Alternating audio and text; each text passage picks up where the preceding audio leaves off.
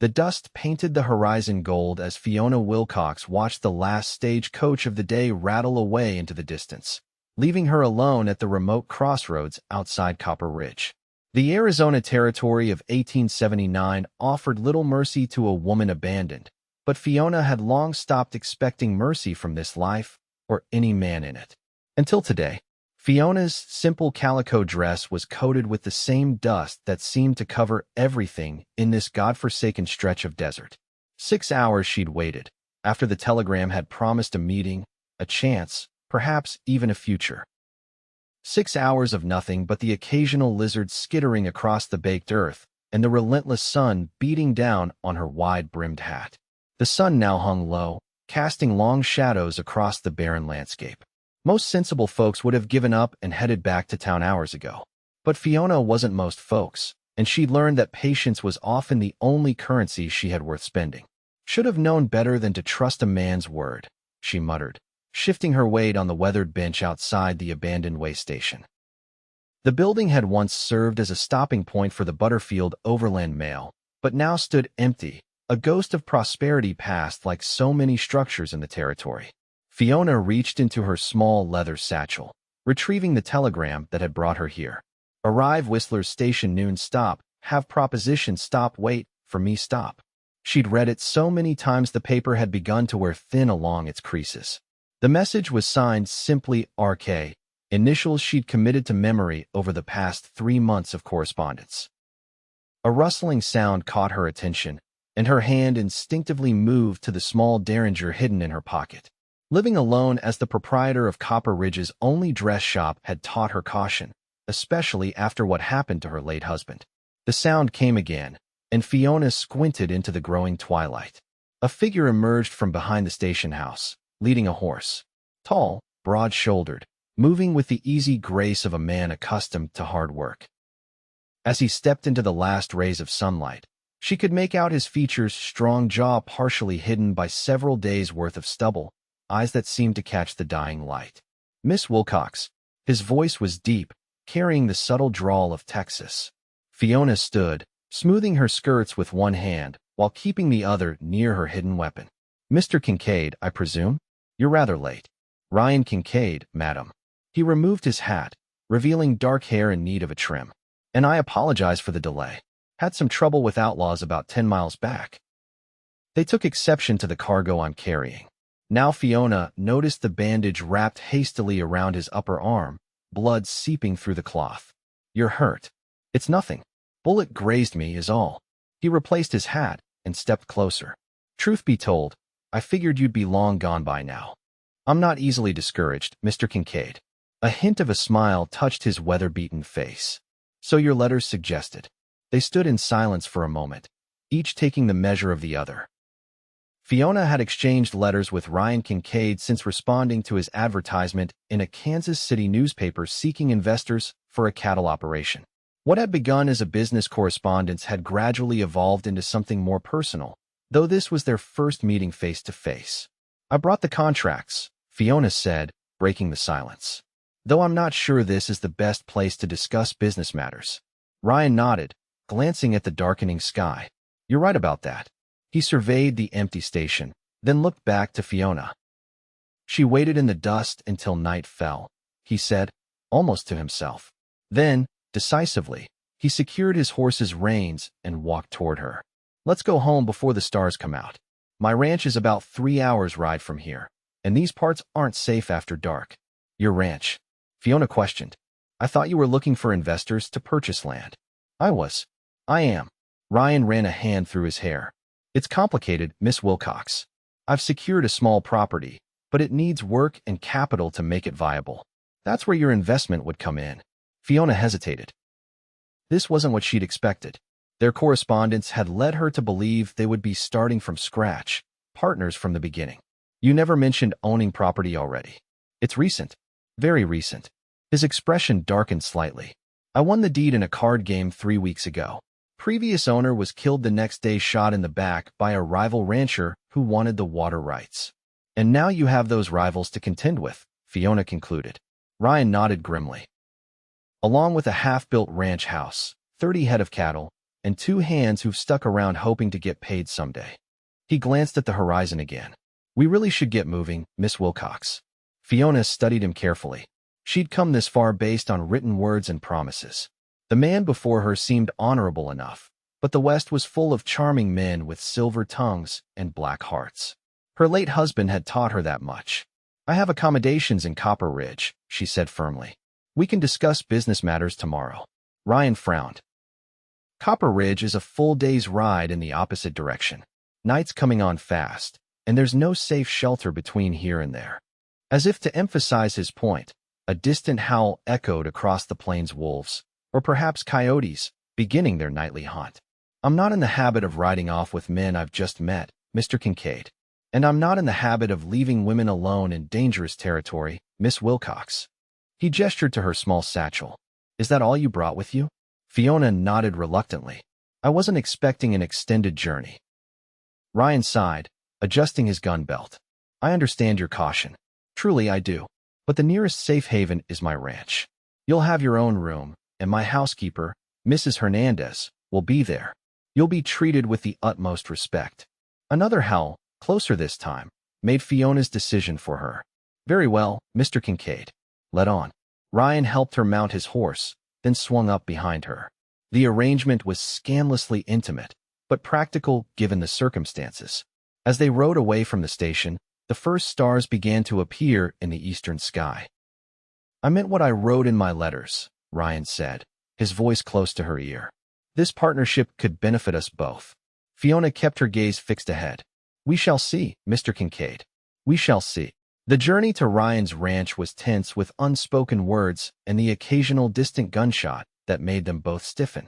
Ryan explained that the area was contested territory not just between rival ranchers, but also the remnants of various Apache bands trying to maintain their traditional hunting grounds while being pushed ever further from their ancestral lands. The Army's been pushing hard against the Apache, Ryan explained as they followed a narrow trail through scrubby mesquite. Can't say I blame the Indians for fighting back, though it makes life complicated for those of us just trying to carve out a living. You seem sympathetic to their plight, Fiona observed, surprised. I've seen enough injustice to recognize it, regardless of who's suffering, Ryan replied. Spent 2 years scouting for the Army after the war. Saw things that changed my thinking about who the savages really were. The revelation made Fiona reassess her companion. My husband felt differently. Thomas believed the only good Indian was a dead one. And you, Miss Wilcox? What do you believe? Fiona considered the question carefully. I believe people should be judged by their actions, not the color of their skin or the language they speak. Ryan was silent for a moment. A progressive view for a frontier woman. Perhaps that's why I'm still unmarried at 26, Fiona replied dryly. My views tend to unsettle potential suitors. Ryan chuckled, the sound rumbling against her back. Well, they don't unsettle me. In fact, they're part of what interested me in your letters. The admission hung between them as they continued riding through the growing darkness. Eventually, lights appeared in the distance, the warm glow of lanterns rather than the cold shine of stars. Home, Ryan said simply. The ranch was modest by any standard, a main house still partially under construction, a solid barn, corral, and bunkhouse. As they approached, a stocky Mexican woman emerged from the house, hands on her hips. Senor Ryan. We were worried, she called out, hurrying toward them as Ryan helped Fiona dismount. Sorry, Mrs. Hernandez. Had some trouble on the trail.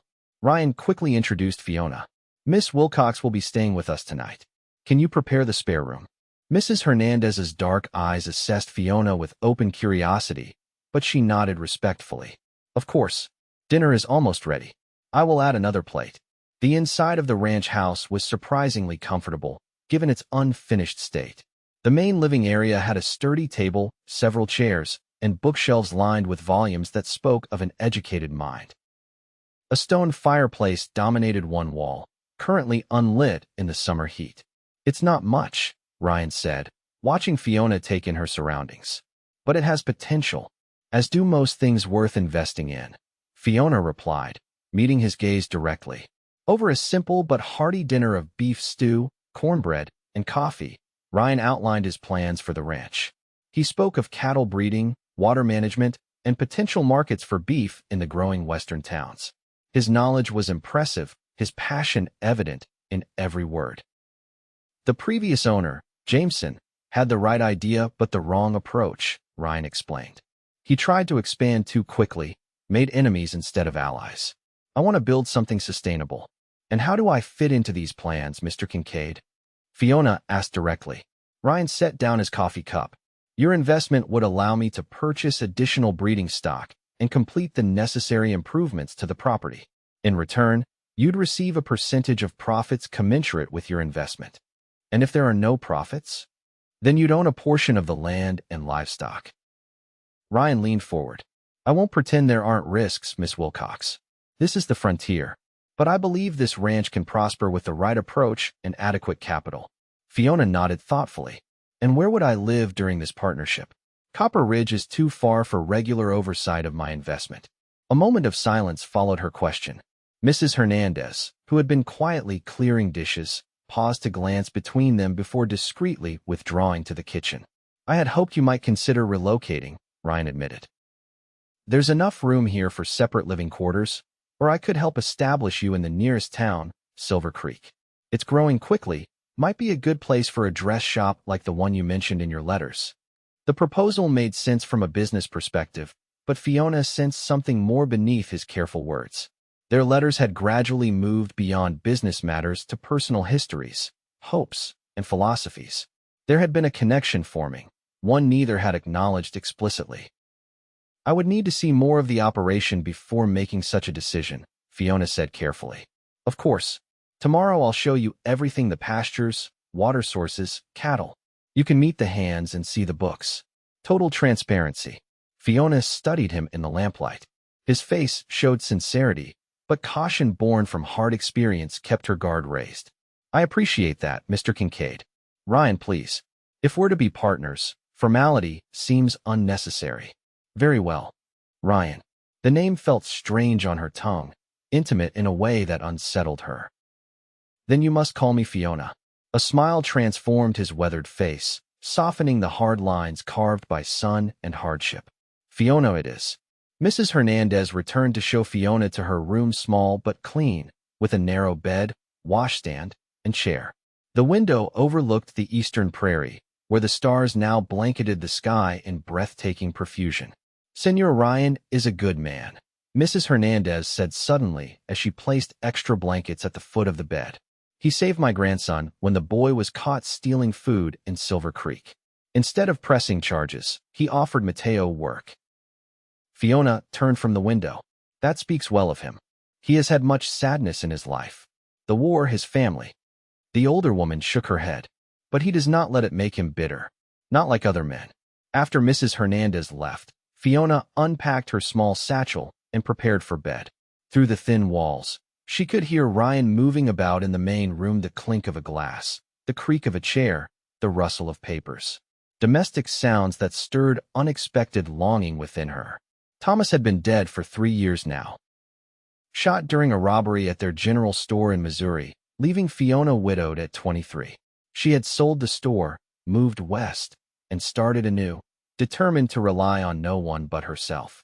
Yet here she was, contemplating a partnership that would once again tie her future to a man's promises. Sleep came fitfully, interrupted by unfamiliar sounds: coyotes in the distance, cattle lowing softly, the whisper of wind through the unfinished walls. Just before dawn, Fiona woke to the sound of hoofbeats and men's voices raised in alarm. She dressed quickly and hurried outside to find the ranch in commotion. Ryan was mounting his horse, rifle in hand, while 2 cowboys checked their weapons. What's happening? Fiona called out, hurrying toward them. Ryan turned, his expression grim. Cattle raiders. They've taken a dozen head from the north pasture. We're going after them. Is that wise? There could be many of them. These are my cattle, Fiona. My responsibility. His jaw tightened. And if I let them take some without consequence, they'll be back for more. One of the cowboys, a weather-beaten man with a graying mustache, nodded in agreement. Gotta make a stand, madam. Otherwise, we might as well hand over the whole herd. I'll be back by midday, Ryan assured her. Mrs. Hernandez will see to your needs until then. Feel free to look around the property. The books are in my desk if you want to review them. Before Fiona could respond, the three men rode out, following a trail only they could see in the dim pre-dawn light. Mrs. Hernandez appeared beside her, wrapping a shawl around her shoulders against the morning chill. Always it is the same, the older woman sighed. Men riding off to fight, while women wait and worry. I'm not worried, Fiona said automatically, then realized the statement wasn't entirely true. In just one day, Ryan Kincaid had become more than a business prospect. His fate mattered to her in ways that surprised her. After breakfast, Fiona took Ryan at his word and explored the ranch. The barn was well built and clean, housing 6 horses and storage for feed. The corral needed repairs in several places.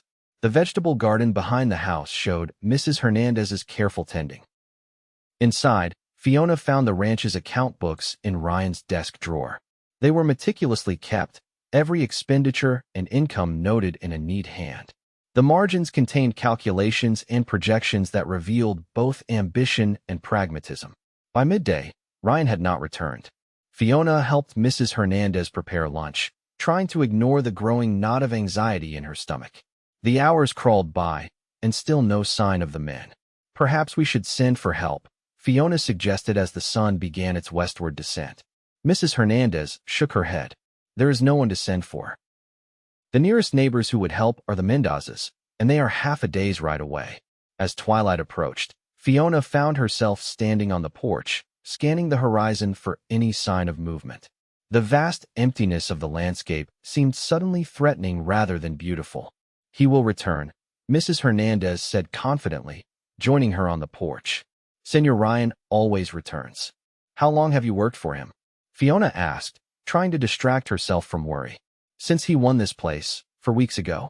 But I knew him before, when he would come to Silver Creek. Always kind, always respectful. She smiled slightly. The women there, they noticed such a man. Many set their caps for him, but he showed no interest. And yet he advertised for a business partner rather than a wife, Fiona mused. Mrs. Hernandez gave her a knowing look. Perhaps he sought both, but was too honorable to say so directly. Before Fiona could respond to this startling suggestion, a distant figure appeared on the horizon. A lone rider, moving slowly. Only one, Fiona whispered, dread filling her chest. They watched in tense silence as the rider approached. Eventually, they could make out Ryan's form, slumped slightly in the saddle. As he reached the ranch yard, Fiona rushed forward. Blood stained his shirt, and his face was pale beneath his tan. The others? Mrs. Hernandez asked as they helped him dismount. Safe. Following with the recovered cattle. They'll be along by morning. Ryan grimaced as his boots touched ground. Caught up with the raiders near the border. They didn't surrender peacefully. Inside, Fiona helped Mrs. Hernandez tend to Ryan's wounds. A bullet had torn through his side, not deep enough to cause lasting damage, but serious enough to weaken him with blood loss. You're fortunate, Fiona said as she finished bandaging his torso. A few inches to the left, and we'd be burying you. Ryan caught her wrist as she withdrew her hands. Would that trouble you, Fiona? The directness of his gaze made evasion impossible. Yes, she admitted quietly. It would trouble me greatly. Something shifted between them in that moment, acknowledgement of feelings that had been building through months of letters, and now this brief, intense time together. Mrs. Hernandez discreetly withdrew, leaving them alone in the lamplight. Ryan still held Fiona's wrist, his thumb tracing small circles against her pulse point. I didn't just advertise for a business partner, he confessed. I was hoping to find someone who shared my vision, my values. Someone I could build a life with, not just a ranch. Fiona's heart quickened. That's a rather presumptuous approach to courtship. A smile touched his lips. Maybe so, but I've learned that life's too short for conventional approaches. The war taught me that much. And what if I had been unsuitable upon meeting? An old crone or a frivolous girl? Then we would have remained business partners only, Ryan replied.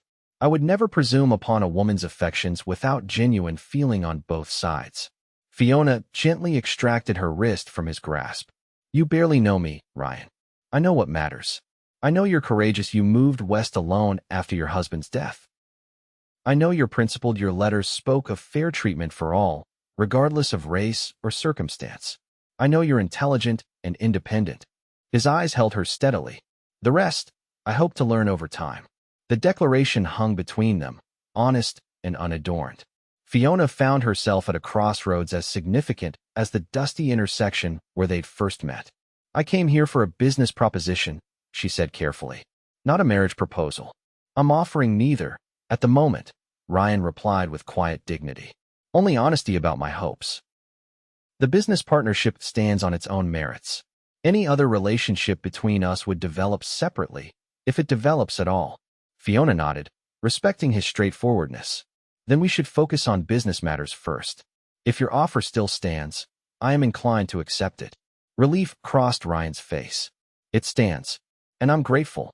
The next morning brought the return of the ranch hands with the recovered cattle.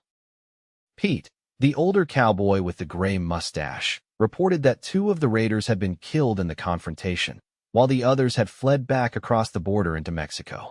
"Don't reckon they'll trouble us again soon," he concluded, accepting a cup of coffee from Mrs. Hernandez. Word'll spread that Kincaid Ranch ain't easy pickings. Over the following days, Fiona settled into life at the ranch. With her investment secured through formal contracts, she sent for her belongings in Copper Ridge and began planning improvements to the property. Ryan, despite his injury, worked alongside the hands, showing Fiona every aspect of the operation. In the evenings, they would sit on the porch, watching the sunset paint the sky in impossible colors. Their conversations ranged widely from practical ranch matters to philosophy, politics, and personal histories. Ryan spoke of his Tennessee childhood, his difficult service in the Union Army despite his Southern roots, and his post-war wanderings before settling in the Arizona Territory. Fiona shared stories of her own growing up in Pennsylvania, her brief marriage to Thomas, and her determination to forge an independent life in the West. "Thomas was a good man in many ways," she explained one evening as they watched stars appear in the darkening sky. "But he saw me as a possession rather than a partner. When he died, I realized I'd never truly lived as myself, only as an extension of him." Ryan nodded thoughtfully. "Many men view marriage that way. I never could understand it. A partnership of equals seems far more rewarding." A week turned into 2, then a month. The business relationship flourished as Fiona's practical mind complemented Ryan's visionary approach. The ranch began to take shape according to their shared plans, the house completed, fences mended, new breeding stock purchased. Mrs. Hernandez watched their growing closeness with knowing eyes, but kept her observations to herself. The ranch hands accepted Fiona's authority without question after seeing Ryan's respect for her judgment. It was on a warm September evening that everything changed. Fiona had ridden out with Ryan to inspect a new windmill installed near the property's eastern boundary. They were returning as twilight fell, the air cooling rapidly as it often did in the desert. "We should hurry," Ryan said, glancing at the sky. "Storm's coming." Fiona followed his gaze to see dark clouds gathering on the horizon. They urged their horses to a faster pace, but the storm moved more quickly than anticipated. Soon, rain began to fall in heavy sheets, accompanied by jagged forks of lightning that made the horses nervous. "There's a line shack just ahead," Ryan called over the downpour. "We can wait it out there." The small cabin was little more than a shelter for ranch hands caught in bad weather, a single room with a stone fireplace, rough bunk, and minimal supplies. But it was dry, and Ryan soon had a fire going from the stacked wood. Fiona stood near the flames, trying to dry her soaked clothing. Ryan handed her a rough blanket from the bunk. "Here, you should get out of those wet things before you catch your death." She accepted the blanket but hesitated, acutely aware of their isolation and proximity. Ryan seemed to read her thoughts. "I'll step outside while you change," he offered. "The overhang should keep me dry enough." "Don't be ridiculous. You're soaked through as well." Fiona gestured to the corner of the cabin. "Turn your back, and I'll do the same for you." The practical arrangement worked well enough, though Fiona's heart raced at the sounds of Ryan removing his wet clothing just feet away. When they were both wrapped in blankets, their clothes spread near the fire to dry, an awkward silence fell between them. "Quite a predicament," Ryan finally said, stoking the fire. "Mrs. Hernandez will have all sorts of thoughts if we don't return tonight." "Let her think what she will," Fiona replied with forced lightness. "We know the truth of the situation." Ryan glanced at her, firelight reflecting in his eyes. "And what is the truth, Fiona?" The question seemed to encompass far more than their current circumstances. Fiona met his gaze steadily. The truth is that I came west seeking independence and found myself drawn into a partnership instead. She paused, gathering courage. The truth is that I've come to care for you in ways I never expected. Ryan moved closer until they sat side by side before the fire. I felt something for you even before we met. Your letters revealed a mind and spirit that called to me. And now, Fiona asked softly, now I know that my feelings run deeper than admiration or attraction. His hand found hers beneath the blankets. I'm falling in love with you, Fiona Wilcox. The simple declaration, spoken without flourish or pretense, touched Fiona deeply. In Ryan Kincaid, she had found a man unlike any other she had known, strong yet gentle, principled yet pragmatic, confident yet respectful of her independence. I'm afraid, she admitted. Not of you, but of losing myself again, of becoming merely someone's wife rather than my own person. I would never ask that of you, Ryan said earnestly. The woman you are is the woman I want, smart, determined, outspoken, a partner in every sense. He squeezed her hand gently. I don't want to own you, Fiona. I want to build something with you. The storm raged outside, but within the cabin, Fiona felt a sense of peace settle over her. Slowly, she leaned forward and pressed her lips to Ryan's, a gesture of trust as much as affection. What began as a gentle kiss deepened as months of growing feelings found expression. When they finally parted, both were breathless, the blankets having slipped from their shoulders. We should be careful, Ryan said, though his eyes betrayed his reluctance to pull away. Fiona nodded, but made no move to increase the distance between them. Yes, we should. Morning found them still in the lined shack, the storm having passed, but leaving muddy trails that would make travel difficult. They returned to the ranch by midday to find Mrs. Hernandez worried but unsurprised by their overnight absence. In the weeks that followed, Fiona and Ryan's relationship deepened beyond business into genuine courtship. They maintained propriety's separate bedrooms and professional behavior during working hours, but their evenings were spent in conversation and increasingly tender moments of closeness. By November, with winter approaching, Ryan formally proposed marriage. Not as a business arrangement or matter of convenience, but with heartfelt words spoken under the same stars that had witnessed their first meeting. I love you, Fiona. Not just your mind or your strength or your beauty, though I admire all those things. I love who you are, completely. He held a simple gold ring, his grandmother's, in his palm. Will you marry me? Not as my possession, but as my equal, my partner in all things. Fiona looked from the ring to the man offering it, and all her doubts and fears seemed to fade against the certainty of what they had built together, not just a ranch, but a relationship founded on mutual respect and genuine affection. Yes, she said simply. I will. They were married in December, in Silver Creek's small church, with Mrs. Hernandez, the ranch hands, and a few neighbors as witnesses. The ceremony was brief, the celebration afterward warm and joyful. That night, as they returned to the ranch, their home, Ryan helped Fiona down from the wagon and looked toward the star-filled sky. Remember when we first met? He asked, his arm around her waist. You waited in the dust until night fell. Fiona nodded, leaning into his embrace. And you said, let's go home before the stars come out.